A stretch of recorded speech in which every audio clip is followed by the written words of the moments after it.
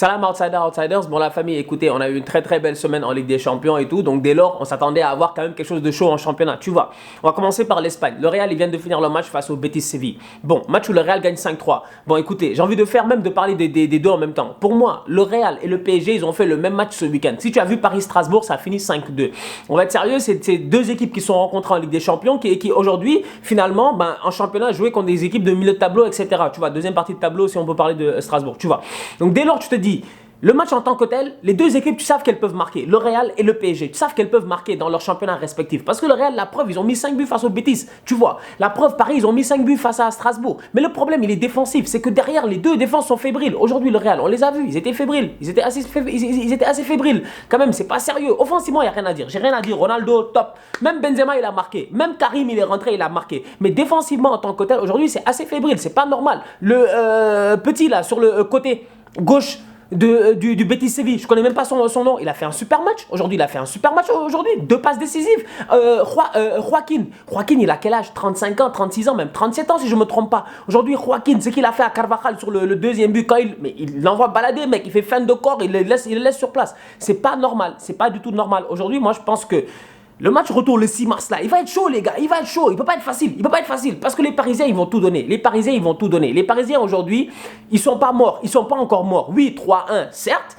mais il y a le but à l'extérieur, ce qui fait que 2-0 tu passes. Et quand tu vois les matchs qu'ils jouent là, je sais que le 6 mars il y aura des buts, il faut qu'il y ait des buts, parce qu'aujourd'hui Benzema a marqué. Ce qui veut dire que Benzema à un moment donné, je pense que d'ici là, s'il remarque et qu'il reprend de la confiance, ça peut être excellent pour le match retour. Tu vois ce que je veux dire? Asensio, j'en parle même pas, il est au top de sa forme, le boy ça fait 3 matchs depuis le week-end passé, il joue bien, il est altruiste et en plus de ça, mais regardez le but de Asensio, la touche de balle, c'est-à-dire qu'il fait juste dévier le ballon juste comme il faut, il la frappe, etc. Le ballon rentre. Aujourd'hui, moi je pense, on va être sérieux, que ce match retour là, il va être énorme. Neymar, 19 matchs, 19 buts, 12 passes d'ess. Écoutez, on peut parler jusqu'à demain, le mec est en train de faire une saison, statistiquement parlant. On avait dit ici que Neymar, s'il veut vraiment nous montrer qu'il est fort, etc., il a qu'à mettre en Ligue 1 40 buts saison. Bon, en ce moment, on a dépassé un peu la moitié de la saison, il est à 19 buts. Donc ce qui veut dire que s'il continue à ce rythme-là, si la tendance se maintient, Neymar peut atteindre les 32-33 buts. Pour moi, sincèrement, je me dis 32-33 buts avec quelque chose comme 17-18 passes décisives en Ligue 1, c'est une très bonne saison. Sincèrement, c'est une très bonne saison pour Neymar. Et il n'y a que les haters qui diront que c'est pas bon en fait, que ouais, le mec il joue que face à des petites équipes, etc. Mec, tu joues face à des petites équipes, mais il faut les mettre ces buts-là. Maintenant, certes, le gars il a déconné face au Real Madrid. Là, la question c'est de savoir est-ce qu'il va se reprendre, est-ce qu'il va voir ce qu'il a fait, est-ce qu'il va voir les erreurs qu'il a fait. Hier, il a tenté de chercher Cavani. Hier, il a tenté de chercher les Di Maria. Mardi, il l'a pas fait face au Real Madrid. La question, c'est de savoir est-ce qu'il va se reprendre. Parenthèse, Cristiano, ce que tu nous as fait à Paris, là, on l'a vu après dans les ralentis. Mec, ton penalty là que tu tires en soulevant le ballon, sincèrement, respect. Non, sincèrement, ça, heureusement que Rio Ferdinand est venu nous expliquer que quand même le gars a l'habitude de faire ça à l'entraînement. Le mec, il pose son pied d'appui, il soulève le ballon, il prend le ballon en volée, mec. Areola, no way qu'il peut prendre le ballon. Le ballon, c'est comme s'il le prenait en volée. Donc, sincèrement, Ronaldo, respect. Le Bayern, il joue le Beşiktaş. Ok. Le Beşiktaş, aujourd'hui, sincèrement, je pense que c'est un match qui est à la portée des Bavarois. D'ailleurs, le Bayern, ils ont gagné. Tu vois, ils ont gagné 2-1 face à Wolfsburg. Donc, c'est un très bon match où ils ont été bougés, mec. Ils ont été bougés, mais c'est normal, c'est parce qu'ils avaient une défense bis. Ils avaient une défense totalement bis. Bon, avec une défense Soulé Martinez. Donc, il n'y avait même pas Boateng ni Hummels qui étaient tous les deux sur le banc de touche, sûrement pour les reposer pour le match face au Beşiktaş en Turquie. C'est un match compliqué. Le Beşiktaş, on connaît. Leur stade, c'est un stade bouillant. Ils ont de super bons joueurs. Ils ont Quaresma, ils ont Talisca, ils ont Pepe, etc. Ils ont fini premier de leur groupe dans le groupe de la mort. Pourquoi le groupe de la mort en Ligue des Champions? Parce que c'est le groupe où il y avait Leipzig, deuxième du championnat d'Allemagne, Porto, deuxième du championnat du Portugal, comment ça s'appelle? Monaco, champion de France. Et il y avait Beşiktaş. Donc c'était un groupe quand même assez serré, équilibré. Le Beşiktaş a fini premier sans aucun problème. Aujourd'hui, c'est la même équipe-là qui va le jouer face au Bayern. Moi, je pense qu'il y a quelque chose à aller jouer là-bas. Maintenant, est-ce qu'ils vont s'en sortir? Est-ce qu'ils vont gagner ou quoi que ce soit? Ça, c'est autre chose. Parce que pour moi, le Bayern, c'est une machine de guerre. Mec, le Bayern n'a pas perdu depuis 13 matchs. Le Bayern, depuis le 25 novembre en championnat, ils n'ont pas perdu. Depuis le 25 novembre en championnat, ils n'ont pas perdu. Donc le Bayern, c'est une machine de guerre. Donc aujourd'hui, je pense que le Beşiktaş peut peut-être créer la surprise, quoi, tu vois, mais juste au match aller, quoi. C'est-à-dire qu'au match aller, le Beşiktaş doit tout faire pour aller planter un but, mettre un but, ne pas encaisser et espérer quelque chose au match retour. Mais à mon humble avis, je pense que le Bayern devrait passer. En Italie, ça continue à être serré. Juve, Naples, les deux sont devant, sincèrement. Bon, écoutez, la Juve gagne. En fait, c'est toujours la même chose. La Juve gagne, ils sont provisoirement en premier. Naples gagne le lendemain ou quelques heures plus tard, ils reviennent premier. Maintenant, moi, ce que j'ai à dire, c'est deux choses. La première, c'est que la Juve a perdu Gonzalo Higuaín sur blessure aujourd'hui. On attend de voir Higuaín si c'est grave ou pas. Parce qu'il faut qu'on soit sérieux, Higuaín, c'est un mec important important dans cet effectif-là. Il est très important. Bon, au moment où Higuaín se blesse, Dybala revient de blessure. Donc, derrière, bon, ça peut être utile pour le match retour face à Tottenham, tu vois. La Juve a gagné 1-0 face au Torino. Bon, derby de la Mole, le gros derby de Turin, tu vois.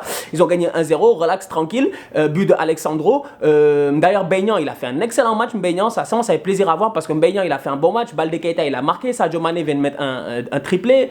Koulibaly en défense, ça va. Sincèrement, les Sénégalais, continuent comme ça, tu vois. Maintenant, on va être sérieux. Pour moi, la Juve va quand même gagner le Scudetto, quoi. Les gars, on n'a qu'à continuer comme ça jusqu'à demain. Naples, ils peuvent parler jusqu'à demain. Naples, ils sont pas sérieux. Naples, ils sont pas sérieux. Naples, ils jouent face à la Spal. Ils font tourner jeudi en Europa League. Ils perdent 3-1 à domicile face au Red Bull Leipzig. C'est-à-dire que Naples laisse tomber l'Europa League. Ils veulent que le championnat. Ils n'ont qu'un point d'avance sur la Juve. Ils n'arrivent même pas à mettre plus qu'un but face à la Spal après avoir marqué à la 6e minute. Expliquez-moi. Expliquez-moi. Moi, je ne comprends pas Naples. Je ne comprends pas les Napolitains. Sincèrement, c'est un club qui manque d'ambition. Je suis désolé et je suis d'accord avec mon admin Vincent qui a écrit un article là-dessus sur notre site. C'est un club qui manque totalement d'ambition. Moi, Naples, ils me déçoivent. Séville, Manchester United, ça va être chaud. Séville a gagné ce week-end. Ben Yedder a marqué. Manchester United a gagné aussi. Lukaku a mis un doublé en FA Cup. Maintenant, on va être sérieux. Ces deux équipes, quand même, qui, pour moi, elles sont joueuses. Séville, c'est une nouvelle équipe. Séville, c'est une équipe qui a un nouveau coach. On va être sérieux. Bon, là, ils ont ramené le mec, comment il s'appelle encore j'ai un blanc. Montella. Séville, ils ont Montella. C'est Montella leur nouveau coach. Tu vois, donc Séville, ils ont un nouveau coach. Montella, Vincenzo Montella. Montella, dès qu'il est venu, il a compris qu'il y avait des leaders dans cette équipe-là. Des leaders qui ne s'entendaient plus avec l'ancien coach. Comment il s'appelle le français Steven Zonzi au milieu de terrain, c'est un mec extrêmement important dans cet effectif-là depuis plus de 3 ans. Il ne s'entendait plus avec le coach, il voulait partir. Aujourd'hui, Zonzi, il joue. Ben Yedder, il est en confiance. Moi, je pense que Séville, ils peuvent venir faire un hold-up, les gars. Jouer en Espagne, c'est pas facile. Jouer dans le stade de Séville, là, c'est pas facile. Et Séville, c'est pas une petite équipe. Ok, oui, c'est vrai que ils sont capables du meilleur comme du pire, mais en Ligue des Champions, ils peuvent être assez motivés. D'ailleurs, ils nous l'ont montré durant la première partie, durant la phase de poule. Mais derrière tout ça, moi, ce qui m'intéresse, c'est de se poser la question, c'est de savoir comment, à quel milieu de terrain Mourinho va aller face à Séville, tu vois. Pogba, pour moi, c'est un mec important. Pogba, c'est un mec très important. Aujourd'hui, tu peux amener Scott McTominay, le petit là, Scott McTominay ou des Michael Carrick face à Séville, mec, ils vont se faire bouffer. Aujourd'hui, moi, c'est ça qui me fait peur un peu. En tout cas, réponse cette semaine, on saura. Les fans de United, vous devez être heureux sincèrement parce que Eric Bailly est de retour. Eric Bailly était sur le banc. Je me dis, si Bailly est fit pour le match face à Séville, ça va être important. Parce qu'en défense, on a vu les problèmes. Sincèrement, comment il s'appelle Smalling, ok, d'accord, de temps en temps, oui, il est capable de faire des bons matchs et tout. Voilà, les mecs qui s'enflamment, on l'appelle Smaldini comme si c'était Maldini. Mais à un moment donné, il faut qu'on soit sérieux. Smalling, c'est pas un top player, tu vois. Jones, c'est un guerrier. Phil Jones, sincèrement, c'est un guerrier. Depuis le début de saison, il fait une bonne saison, tu vois. Mais dans des grands matchs, tu as besoin d'assurance, mec. Tu as besoin d'un leader à côté, tu vois. Et ce leader-là, en défense centrale, c'est Eric Bailly et c'est important. Parlons de leadership, je vais transitionner sur ça. Chelsea, pour moi, ils vont galérer face au Barça. Pourquoi? Parce qu'ils n'ont pas de leader. Chelsea n'a pas de leader. Le Chelsea là, qui bat le Barça en 2011-2012, le Chelsea, mais c'est un Chelsea où il y a Didier Drogba. Quand même, le même Didier Drogba qui va gagner une finale à lui tout seul à l'Allianz Arena de Munich. On dirait que les gens ont oublié la finale de la Ligue des Champions. Bayern-Chelsea. C'est une finale qui se joue à Munich, à l'Allianz Arena de Munich. C'est-à-dire que le Bayern est à domicile. Il mène 1-0. 83e, 84e, Drogba, il vient, il met la tête au premier poteau. Vous avez oublié ce moment-là? Didier Drogba, c'était un bête de leader. C'était un vrai leader émotionnel. C'était un leader technique et émotionnel. Aujourd'hui, Chelsea, ils ont des leaders techniques comme Hazard, comme Kanté, comme etc. Mais ils n'ont pas de leader émotionnel. Quelqu'un capable d'amener cette hargne dans cette équipe. Si tu attends que Gary Cahill amène cette hargne-là, tu te fatigues. Alors que le Barça, ils ont des leaders émotionnels. Pourquoi? Le Barça a joué hier face à Eibar. Ils ont galéré.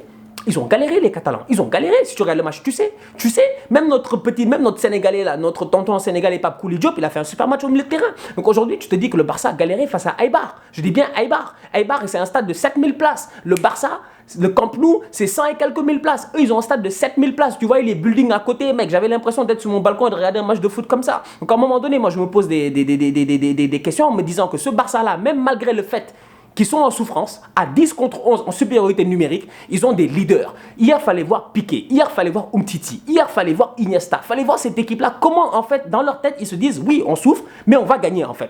Chelsea n'a pas ça, d'où la raison pour laquelle ils sont lâchés en championnat. Donc moi, aujourd'hui, j'ai peur pour Chelsea, parce que je me dis, individuellement, techniquement, ils peuvent venir en 3-4-3 avec Pedro, Willian, Hazard, ou bien Morata, Pedro, Hazard, et puis essayer de foutre le bordel et de jouer en contre. Oui, c'est possible. Mais est-ce qu'ils auront la hargne, est-ce qu'ils auront la volonté? Bon, maintenant, Stamford Bridge, c'est un stade compliqué pour le Barça. Les supporters catalans savent. Messi, il galère à Stamford Bridge. Messi pourrait être mouillé. Il peut être muet, c'est possible. Un match, tout est possible. Messi peut être muet. Maintenant, si Messi est muet, est-ce que Chelsea va en profiter? En tout cas, on verra. Sincèrement, ça va être un gros match de foot. Ascendance Barça, hein. Le Barça est plus que... pour moi, le Barça est plus que favori, tu vois. Mais Chelsea, il ne faut pas les oublier parce que Chelsea, à chaque fois qu'ils ont fait des mauvaises années en championnat, ils ont gagné une coupe européenne. 2012, ils gagnent la Liga Europa. 2013, ils gagnent la Ligue des Champions. Donc, ce n'est pas des tocards. Je vais finir le débrief en parlant de Dembous. Pourquoi je parle de Dembélé? Parce que j'ai envie de parler de Thauvin. Sincèrement, Dembous, bon... Dembous, on t'aime tous. Sincèrement, je pense que tout le monde aime Dembélé. Si tu as vu Dembélé jouer au foot, tu te dis, mais cet enfant-là, comment il fait? Comment il fait? Pied droit, pied gauche, tu lui demandes, tu tires le péno avec le pied droit, il te dit non, j'étais avec le pied gauche, tu dis, mais tu es droitier, il te dit, ah oui, c'est vrai. Mec, il sait même pas de quel pied il joue. Dembélé, c'est un phénomène, on l'a tous vu. C'est pas pour rien que le mec a été élu meilleur espoir de la Bundesliga l'année passée. Donc à un moment donné, il faut qu'on soit sérieux. Dembélé, réveille-toi. Mais réveille-toi. Sincèrement, Coutinho, il est venu, il a marqué, il a touché le poteau 2-3 fois, ça va. Dembous, ça va pas. Et moi, derrière, ça me fait peur. Pourquoi ça me fait peur? Parce que Kingsley Coman au Bayern, ça va. Il joue.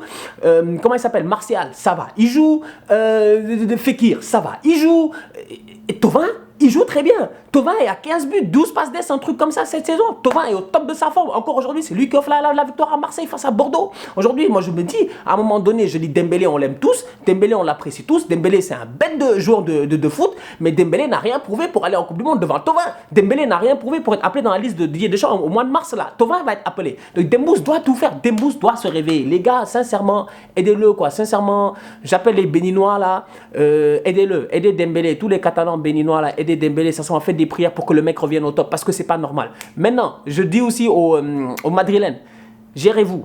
Vraiment, gérez-vous. Trouvez quelqu'un pour protéger Marcelo. C'est pas possible. Je vous jure, il y a un sorcier bizarre qui court après Marcelo. Vous avez vu Marcelo, comment il s'est blessé tout seul? C'est le même Marcelo qui est tombé. En fait, le gars essaie de l'attaquer face au PSG.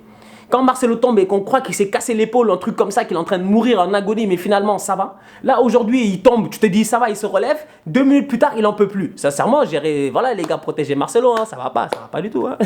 C'est galère, sincèrement. On se capte cette semaine pour la Ligue des Champions, mardi, mercredi, débriefé, ça va être chaud. Sincèrement, les gars, soyez posés, soyez là, restez branchés. Sinon, allez sur notre site internet www.lesoutsiders.com, section forum, c'est chaud là-bas, comme j'ai dit, il y a des discussions, etc. Tu vas là-bas, tu discutes, tu chattes, tu te connectes, etc. Vraiment, il y a des discussions assez intéressantes. Sinon, mis à part ça, comme je dis, on continue à partager, on continue à liker, tous Outsiders.